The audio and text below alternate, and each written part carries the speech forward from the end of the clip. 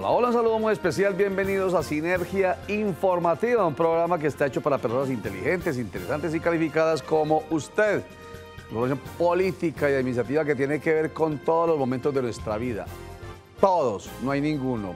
El de la educación, por ejemplo, ese es un tema que obviamente es bien importante para el crecimiento económico y el desarrollo humano y social de una ciudad, un departamento y un país.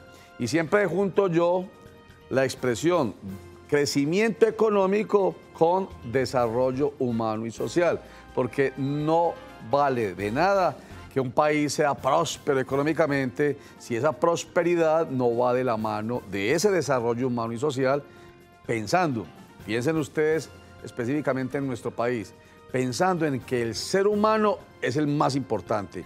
Cuando hablamos de Colombia, de un Estado social de derecho, estamos pensando en que lo social, Estado social de derecho, lo social tiene que ver con el individuo, con el ser humano que tiene que estar dignificado.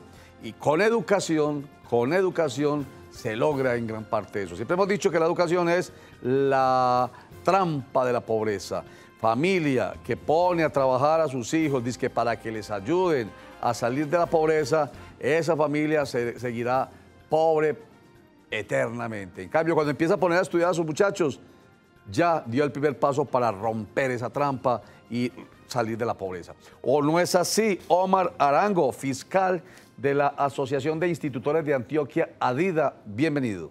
Muchas gracias, Roger Vélez. Saludo cordial a usted y en nombre de nuestra Federación Colombiana de Trabajadores de la Educación y de la Asociación de Institutores de Antioquia, ADIDA, muchas gracias y felicitaciones porque este canal siempre ha estado del lado de la gente necesitada de las comunidades. Felicitaciones y usted particularmente también. Muchas gracias. Y como usted lo dice, de educación y desarrollo van de la mano. ¿Cierto que sí? Usted dice Federación de Trabajadores de la Educación, está hablando de FECODE. Y ADIDA pertenece a FECODE. Sí, ADIDA es la Asociación de Institutores de Antioquia, sí. Es una filial de la Federación Colombiana de Trabajadores de la Educación. Y estamos hablando de sindicatos, digámoslo así para que la gente vaya entendiendo. Eso es un sindicato de maestros, tanto FECODE a nivel nacional como ADIDA a nivel regional. Sí, un sindicato que agrupa a los educadores en el departamento de Antioquia, se llama ADIDA. Sí. Y la federación que nos agrupa a todos los sindicatos de los diferentes departamentos se llama FECODE. Pero son sindicatos no pensando solamente en el bienestar laboral de los profesores, no es solamente pensando en las erogaciones de tipo económico para ustedes, no es solamente pensando en eso, quiere decir que también, ¿cierto? Sino también pensando en la calidad de la educación. Roger, ese apunte es muy importante porque nosotros hemos cambiado. Inicialmente, pues nosotros salíamos a paro para que nos pagaran el salario. Exacto. Punto. Ahora no. Nosotros salimos a paro, peleamos más por los intereses de los niños, los jóvenes, los padres de familia, sí, que por los intereses nuestros. Sí. Nosotros casi no hablamos de incremento de salario para nosotros. Ajá. Hablamos de presupuesto para la educación. Ajá. Hablamos de cómo deben recogerse 1.500.000 niños que están en la calle, en los semáforos, empleados formalmente. Y hablamos por el bienestar también de las familias. Sí. Cuando nosotros salimos a una movilización, pensamos en aquel padre de familia que no tiene con qué darle los libros, los cuadernos, sí, y el alimento a su niño. Peleamos por los padres de familia primero, por la comunidad y después por los intereses de nosotros. Un paréntesis, hablando de las familias.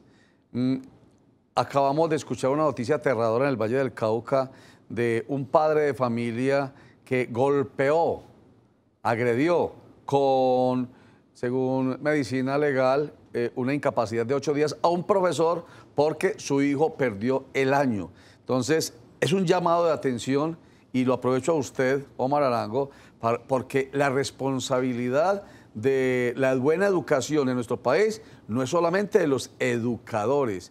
La cultura no depende solamente de los educadores, de los maestros. Tiene que partir de la familia. Y si un papá energúmeno como ese del Valle del Cauca se multiplica, esta sociedad nunca va a tener futuro. Ese niño, por ejemplo, ¿qué ejemplo, a propósito de la palabra, va a tener? Sí, nos preocupa. Y no solamente ese hecho que ha ocurrido en el Valle del Cauca, sino en otros departamentos, en otros municipios ocurre lo mismo. La agresión del padre de familia, sobre todo cuando va finalizando el año, que se forma el estrés. Un muchachito que de pronto durante todo el año ha sido irregular en su asistencia, en el cumplimiento de los logros, pues nosotros como maestros lo comprendemos, entendemos las circunstancias, pero queremos que los padres de familia, la comunidad, pero también los gobernantes entiendan el rol del educador, Roger. Nosotros queremos que las comunidades, los padres de familia entiendan que nosotros simplemente, los educadores, somos unos mediadores del aprendizaje, mediadores del alcance del conocimiento, somos unos ayudantes de esa formación que no solamente depende de los profesores. Recordemos que la enseñanza depende de ese triángulo, padres de familia, estudiantes y educador. Sí, señor. Un llamado a esos padres de familia que de pronto no comprenden bien las dificultades que tenemos los maestros. Y que además es necesario, repetimos, la responsabilidad es de los educadores, pero de los padres de familia también. El padre de familia que descarga toda la responsabilidad en el maestro está haciéndole un muy mal servicio a ese niño, su hijo y a la patria. Vamos a unos mensajes y ya regresamos, pero primero esta invitación a votar. Votar, votar, votar.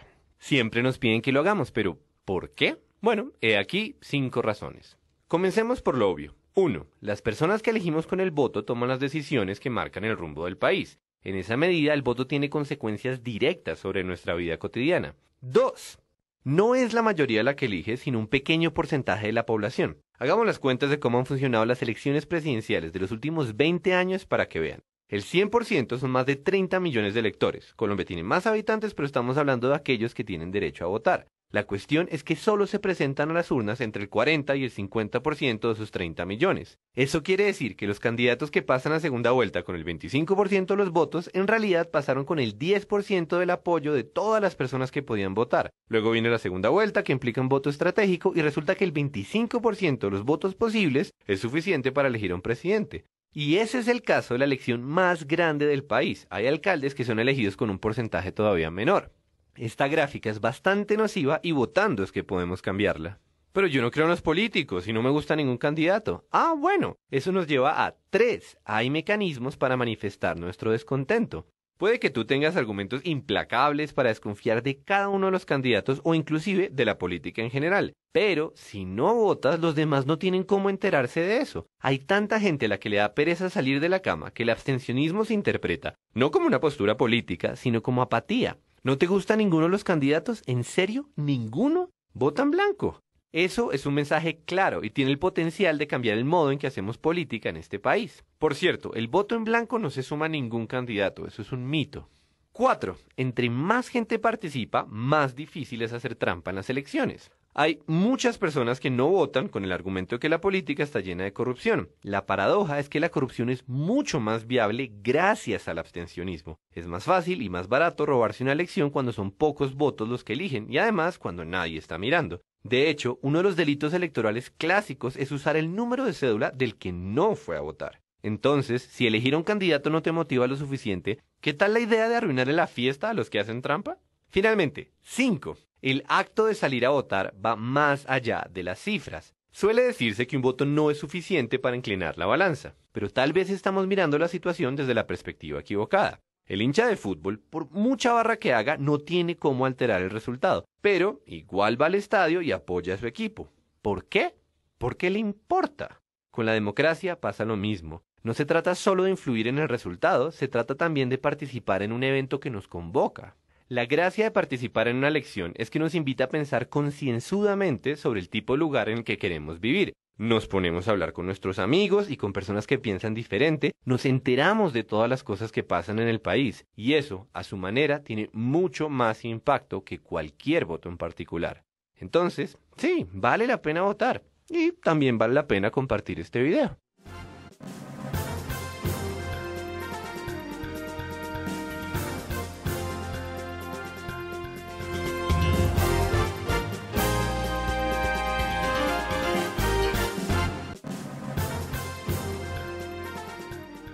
Omar Arango es el fiscal de la Asociación de Institutores de Antioquia, ADIDA.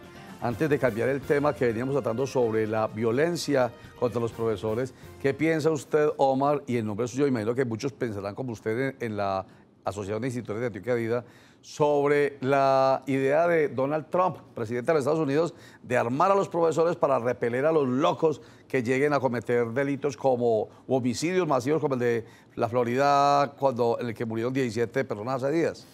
Sí, Roger, la reacción de pronto precipitada de algunas personas en Colombia ha sido la misma. Cuando se escuchó la agresión de este padre de familia contra el educador, la reacción fue la primera. ¿Y por qué no hacemos lo mismo que va a hacer Trump en Estados Unidos?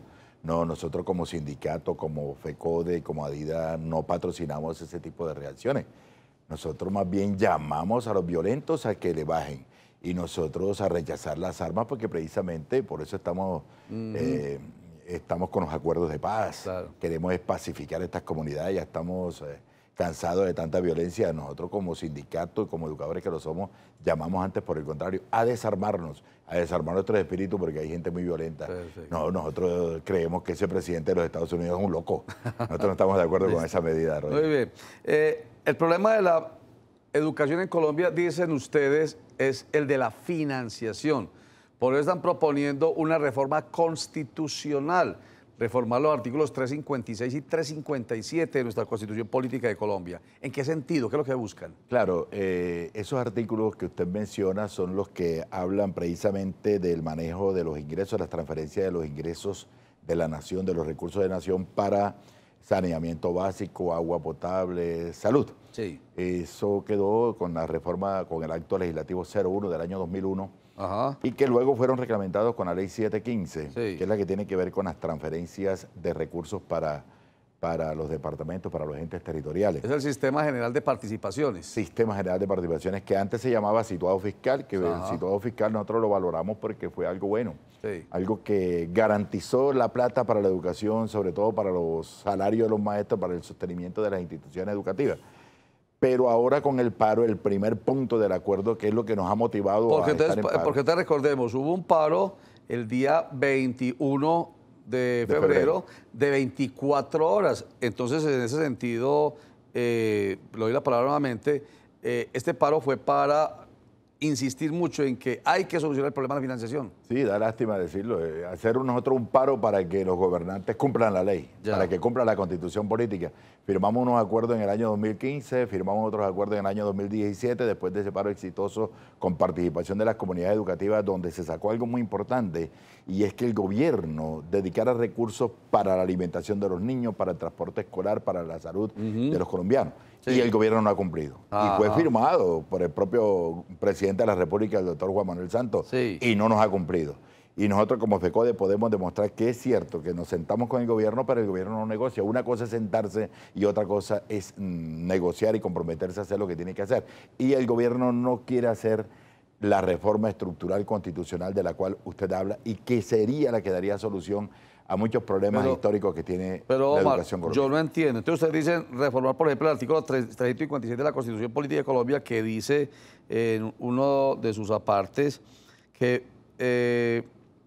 mediante el sistema, los recursos del Sistema General de Participaciones de los departamentos, distritos y municipios se destinarán a la financiación de los servicios a su cargo, dándole prioridad al servicio de salud y los servicios de educación preescolar, primaria, secundaria y media, garantizando lo que dice constitucionalmente nuestra Carta Política, garantizando la prestación de los servicios y la ampliación de cobertura. Entonces, se extiende. O sea, si esto es lo que está diciendo la Carta, ¿para qué entonces reformarla? ¿Reformarla por qué? Hay que modificar esos artículos para precisar más, porque quedó ahí muy general. Queda muy general. Y el gobierno no lo ha cumplido. Fíjese, cuando anteriormente dedicaban el 46.5% de los ingresos corrientes de la nación a la educación, en vez de subirlo o por lo menos mantenerlo, lo han rebajado al 26%. Entonces lo que queremos reformar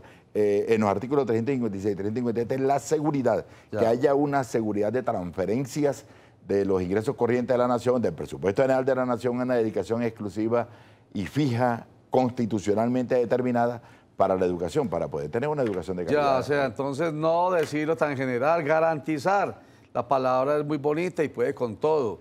Aquí habla con base en los principios de solidaridad, complementariedad, subsidiariedad, la ley señala los... Bueno, en fin, pero entonces usted es que algo más concreto, diga tanto. Y que no pase, para terminar este segundo bloque, lo que pasó también con el programa de alimentación escolar PAE, que es fundamental porque el estomaguito de muchos niños es el que realmente les permite estudiar, porque el hambre no los deja atender y el hambre muchas veces no los deja ir a la escuela o, mejor dicho, si no hay un estomaguito lleno de muchos niños pobres de nuestro país, ese niño no estudia.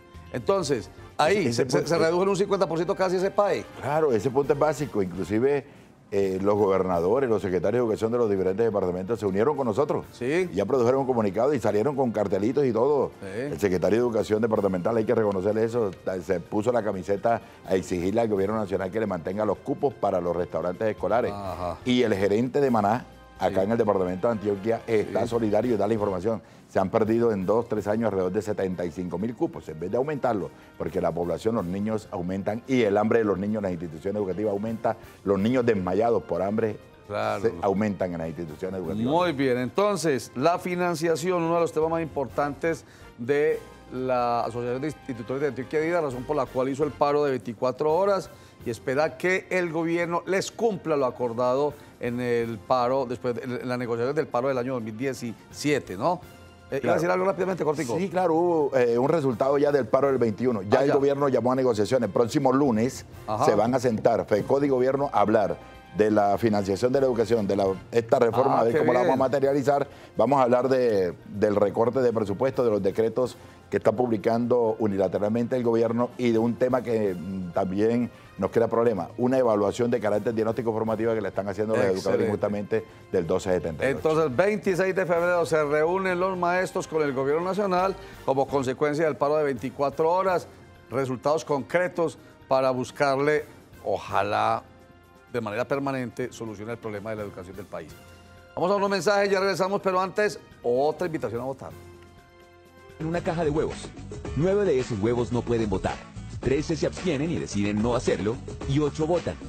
Supongamos que de estos, el 50% vota por un candidato, el 40% por el otro y el 10% restante en blanco. Esto significaría que tan solo 4 huevos decidieron por toda la caja, aunque 13 no estaban de acuerdo con esta decisión y hubieran podido cambiar el resultado. No deje que otros decidan por usted. Votar no vale huevo. Vote.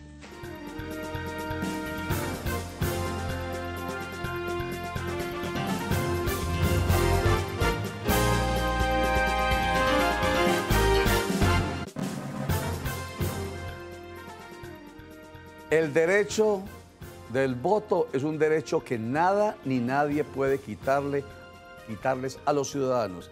¿Qué piensa usted de esa frase, Omar Arango? Muy pertinente, Roger, esa frase en estos momentos, porque a mí no me puede intimidar nadie ni amenazar para que no vote o para que vote por quien usted quiera o la otra persona quiera. ¿No? Déjeme votar libre y conscientemente, tal como lo dice la Constitución Política Colombiana. Y lo segundo es que tampoco me pueden comprar el voto ni cambiar con dádivas, que es lo que sucede. Pero nosotros llamamos a los ciudadanos a que se paren firmes y a que se hagan respetar su propia conciencia al momento de votar. Hay una frase del eterno candidato premio Nobel Jorge Luis Borges que dice: algún día los hombres seremos merecedores de no tener gobierno, de no necesitar un gobierno. Pero mientras esto pasa, vamos a elegir a los mejores. ¿Cómo le parece? Mira, Roger, yo creo que es el momento oportuno y valga la ocasión para llamar a todos los televidentes, a todos los colombianos a participar. Exactamente. Porque si usted no participa y usted no participa, no vota, no tiene autoridad para reclamar, es el momento para que el 11 de marzo todos vamos a las urnas a elegir a quien sea que tenga las mejores propuestas, pero vamos a votar. Bueno, el gobernador de Antioquia se comprometió, está hablando de Luis Pérez Gutiérrez, a devolverles a los maestros de Antioquia una platica que les retuvieron, si se puede emplear la expresión, por un paro que ustedes realizaron en el año 2001.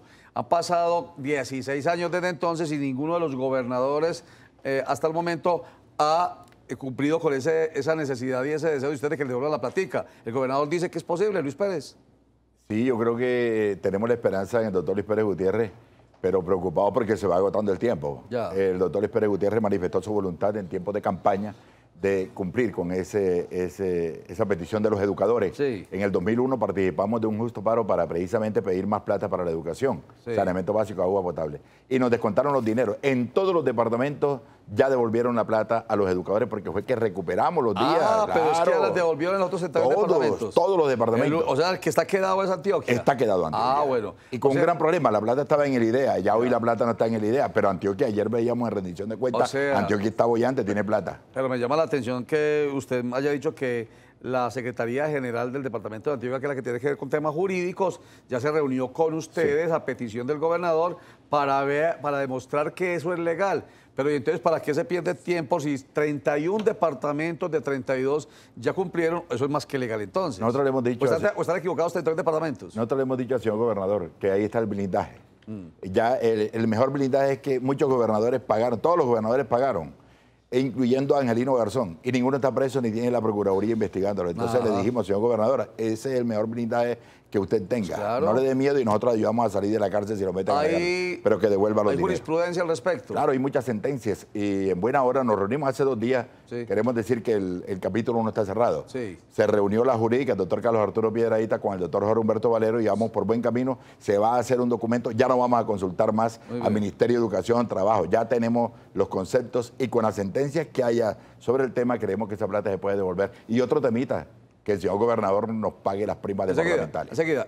Respecto de la plata del paro de 2001, son cerca de 8.000 millones de pesos. 8.000 millones de pesos. ¿Para cuántos maestros? Bueno, nosotros ahí tenemos un cálculo como de 17.000 educadores afectados. 17.000. Sí, ¿eso es buena plática entonces para ustedes? Eso es muy buena plata y es una plata que nos las quitaron a los educadores, nos afectaron las prestaciones sociales y son educadores que han dado lo mejor de sí. Hay muchos educadores que ya murieron y se fueron sin esa platica. Sin la platica, que pesa. Bueno, ¿y lo de la prima qué es? Bueno, las primas departamentales, desde la época de los 70 se crearon por ordenanza unas primas departamentales que nos pagan a los educadores precisamente para compensar el desnivel salarial que tenemos los maestros. Nosotros tenemos un desnivel en materia salarial, fíjese la responsabilidad que usted ha mencionado hoy acá. Claro. Y ahora de un momento a otro, por un simple concepto del Consejo de Estado, nos suspenden el pago de las primas departamentales. ¿Desde cuándo? La suspendieron desde el año pasado, desde el mes de julio, por un simple concepto del Consejo de Estado que no es vinculante, nos las quitaron. Y hay ya autos interlocutorios del Tribunal Administrativo de Antioquia que han dicho, paguen las primas hasta cuando haya una decisión definitiva del Consejo de Estado. Señor gobernador, pague las primas departamentales. Y ahora no nos las quieren pagar. Y ya llegó, nos las pagan la prima más gruesa en febrero y en agosto. Va a terminar en febrero. Es una prima de vida cara en febrero. ¿Solo para maestros? Solo para maestros vinculados hasta el año 2002. ¿Cuánta plata?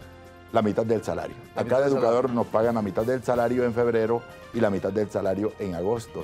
Eso es muy bueno, eso ayuda a la familia, al sostenimiento de los hogares de los maestros. Que los maestros estén contentos para que desarrollen una labor que es fundamental en este país nuestro, en el mundo entero. Es orientar, educar, enseñar, es, mejor dicho, bueno, educar, que es lo más importante, que ya lo dijimos desde el principio. Sí, nosotros los educadores inclusive lo hacemos a veces sin estos cumplimientos de estos requisitos, pero nosotros sí exigimos que nos estimulen, que nos cumplan lo prometido, que cumplan los acuerdos y que tengamos un reconocimiento por parte de la comunidad y por parte del gobierno. Que nos paguen las primas departamentales, los dineros descontados, que cumplan los acuerdos firmados entre FECODE y gobierno y que le den a los niños y a los jóvenes colombianos lo que le tienen que dar para tener una educación de calidad, una educación digna. Y esperemos que la reunión del 26 de febrero sea con el gobierno nacional, sea una reunión fructífera para que, hombre, debemos de tener en la memoria nuestra ese problemita permanente de los maestros en paro, porque la afectación es mucha para la educación y para el crecimiento económico y el desarrollo humano y social de un país. Muchas gracias, Omar Arango, fiscal de Adida. A usted muchas gracias, Roger, y a todo el personal de este maravilloso canal. Muchas gracias. Muy amable, que la pase muy bien. Y otro ejemplo más de la importancia de que tomemos buenas decisiones, porque los gobernantes al fin y al cabo son los que deciden si a los maestros se les paga bien, se les cumple con sus obligaciones y entonces, en consecuencia, hay una muy buena educación para un país siempre en crecimiento y un país siempre en desarrollo, por el bienestar de todos. Recuerden que la información en Conmoción empieza todos los días a las 12 con Sinergia Informativa, que regresa los lunes a las 7 de la noche, de martes a viernes a las 8 de la noche. A las 5 de la tarde nos cogió la noche, que regresa a las 9:30. 6:45 Conmoción Noticias, que vuelve a las 11:15 de la noche. Los dejo con Comité de Gerencia.